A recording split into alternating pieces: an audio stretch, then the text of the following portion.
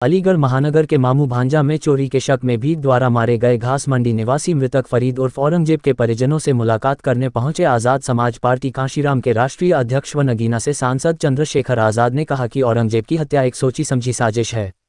चोरी करने वाले व्यक्ति को भला कोई ऐसा मारता है क्या? अगर वह चोर था तो उसे पुलिस के हवाले क्यों नहीं किया?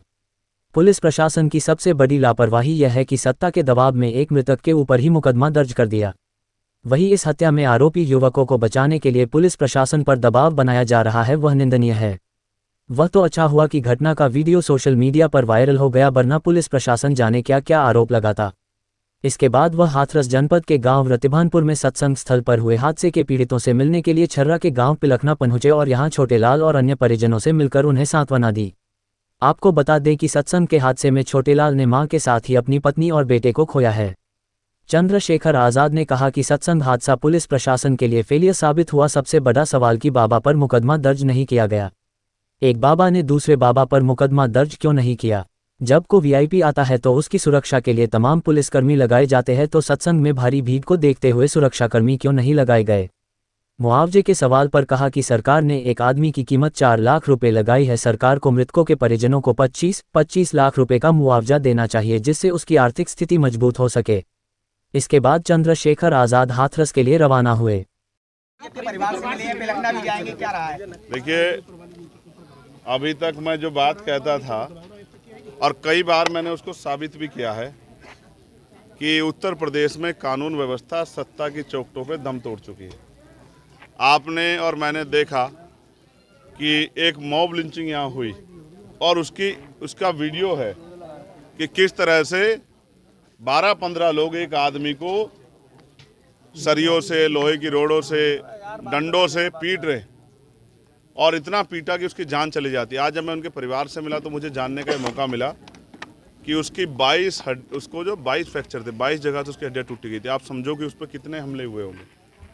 और फिर उसको न्याय देने की बजाय जो लोग नामजद हुए उनको गिरफ्तार करने की बजाय अभी 6 से ज़्यादा लोग जो हैं जो खुले घूम रहे हैं, अपनी दुकानों पे काम कर रहे हैं, लेकिन पुलिस ने उनको गिरफ्तार नहीं किया। जो कि पुलिस ने, आप समझिए, सरकार में अगर किसी मुसलमान के साथ मॉब लिंचिंग हो या दलित के साथ या पिछड़े वर्ग के साथ, आदिवासी वर्ग के साथ मॉब लिंचिंग हो और पुलिस तत्काल कार्रवाई करे, तो कार्रवाई आप समझिए इतनी जेन्युइन होगी कि सब कुछ जाँच परख कर किया जाएगा, किसी का भी नाम फालतू ना हो जाए।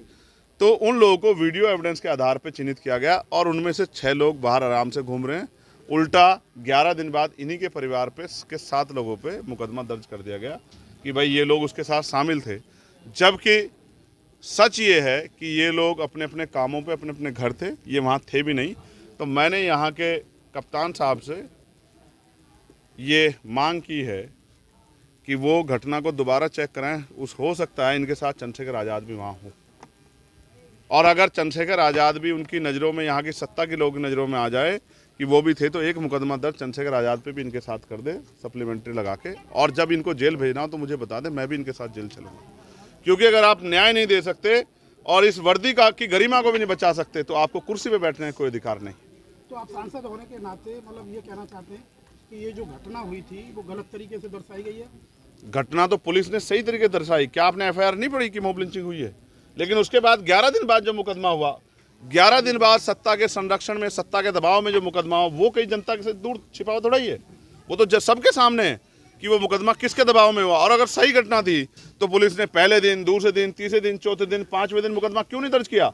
11वें दिन मुकदमा दर्ज करने का मतलब ये है कि कुछ लोगों को, सत्ता में बैठे कुछ लोगों ने इतना दबाव दिया कि हमारे अधिकारी जो है उनके आगे कमज़ोर पड़ गए और वो संविधान की रक्षा नहीं कर पाए। वो अपने जो उन्होंने संकल्प लिया था, प्रतिज्ञा की थी, उसकी रक्षा नहीं कर पाए। उन्होंने एक झूठा मुकदमा जो है दर्ज कर दिया। मैं उनसे मांग करूंगा कि इस झूठे मुकदमे को खारिज किया जाए, ख़त्म किया जाए, और जो आरोपी हैं जो अभी खुलेआम घूम रहे हैं उनको जो है गिरफ्तार करके जेल भेजा जाए। आप क्या करेंगे सर? मैंने बता दिया है कि अगर सड़कों से हमारी बात नहीं सुनी जाएगी तो हम पार्लियामेंट में इस मामले को उठाएंगे, और अगर पार्लियामेंट भी नहीं सुनेगा या पार्लियामेंट इस बात को स्टेट इशू के थ्रू या किसी और उससे मोड़ने का प्रयास करेगा, तो हम लखनऊ में जाके डीजीपी से, प्रमुख सचिव से, मुख्यमंत्री से जाके उनके सामने कागज रखेंगे और उनसे पूछेंगे कि क्या यही है आपका सबका साथ सबका विकास वाली सरकार का सच? ये कब होगा सर? ये बहुत जल्द होगा। आप अपने आप देखना है कि बहुत जल्द आपको होता दिखाई देगा, क्योंकि लोगों को मरने के लिए नहीं छोड़ सकते। एक और ऐसा ही केस जो है घटना वो मलखान सिंह की भी जो है बताई जा रही। आप ये देखो, भीड़ को अगर छूट दी जाएगी तो ऐसे तो कल कोई